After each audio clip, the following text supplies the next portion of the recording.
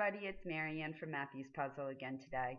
Um, Today I wanted to talk to you a little bit about IEP meetings, and why I wanted to bring this up is not because I'm trying to give you information on how to attend IEP meetings. It's actually for the teachers, the principals, people like that, the OTs, the speech pathologists, the PTs, those of you who are going to be in the room with the parents. I want you to realize that these children come home with these parents every single day. The parents live with this. The parents live with the idea of what's going to happen to their child in the future. Um, it's really stressful for a parent to go into an IEP meeting. And even though Matthew's doing really well and he's improving, we've been to IEP meetings that make me want to cry. Um, I think that sometimes people forget that there's a human being behind this, um, and that this isn't just a moment in time for the parent. It is always on their mind. It is a lifetime for them, and people can forget. They can be a little callous. They can make statements that um, are rude.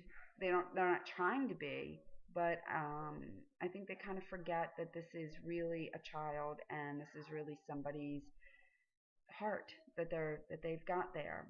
I remember reading the proposed IEP before we've gone in, or Matthew's report cards, and they're extremely difficult. All you hear is the negative. Your child isn't good enough in this. Your child doesn't meet standards in that. Your child isn't progressing properly. Your child is barely meeting this goal. Your child can't do this. Your child can't do that. We know. We know our child can't. Yes, it has to be discussed, but it would be really nice if you could give us some positives.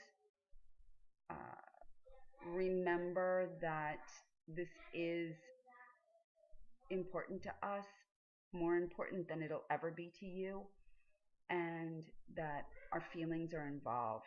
This isn't a job for us. This is our child. This is our life. This is our love. And we need to be taken seriously, and we also need to be taken, um, you have to offer us some compassion. And I know that that's hard to do. You know, you only have typically an hour. But really, when we're sitting there and all we're seeing is your child doesn't measure up here, your child doesn't measure up there, it's hard. Tell us something good that he's done or she's done. Um, Bring an example of their writing or their artwork or something. Just show us that you know he's a person or she's a person, and that you care, that this is um, this is our child and not just a job for you. And typically, you know, you guys are great. We've had a lot of really good experiences, but looking at those letters, those IEPs when they come home, the drafts, and seeing where he's not meeting up hurts. It hurts very deeply, and it's really important for you guys to remember that. Now, I will throw in a couple of little things for the parents out there. Um, Number one, make sure you go to your IEP meetings. Every single one of them, be there, one of you. You have to. Secondly, get an advocate if you need it. Um, our school has been great, but we had to get an advocate because we wanted to make sure Matthew was going to get everything he needed and deserved. And she knows the laws. She knows how to help us. So I would highly recommend get an advocate, shop around. We found a great one who only charges us for the time in the actual meeting. She doesn't charge for talking to her on the phone. She actually encourages us to just call her and talk to her because she won't charge us.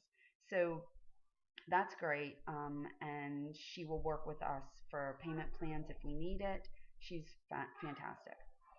Um, don't be afraid to ask questions and don't be afraid to say no. This is your child's IEP meeting, not the school's. If you don't agree, don't sign. Don't sign. Make sure they know you do not agree with this and you want another meeting or you need more information, more data collected, whatever it is. Don't give in if you know that your child needs something. Um, that being said, especially with an advocate there, be willing to make concessions if they're the right concessions. So what I'm talking about is my son is improving significantly and they wanted to cut some of his hours. Ultimately, we want all of his hours cut, because we want to recover him completely. Um, so we had to take a minute and talk to our advocate. But after speaking with her, and listening to what they wanted to do and what he was already getting and what he wouldn't be getting and would be getting and all that good stuff, we quickly made the decision that fine, they could cut his hours for us, but only because he was doing so well, and our ultimate goal is for him to be part of the class completely. So we could see that he had made such improvement that this actually helped him um, with his social aspects in class. So, you know what you want, look at what you need, what your child needs. Don't give up. Remember, this is your child, not the school's, and you have rights. If you need that advocate, get the advocate. But anyway, um, I don't know. IEPs are hard. They're hard on everybody. So good luck on your next IEP.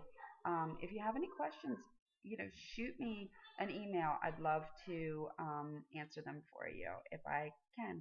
All right. Thanks. Bye.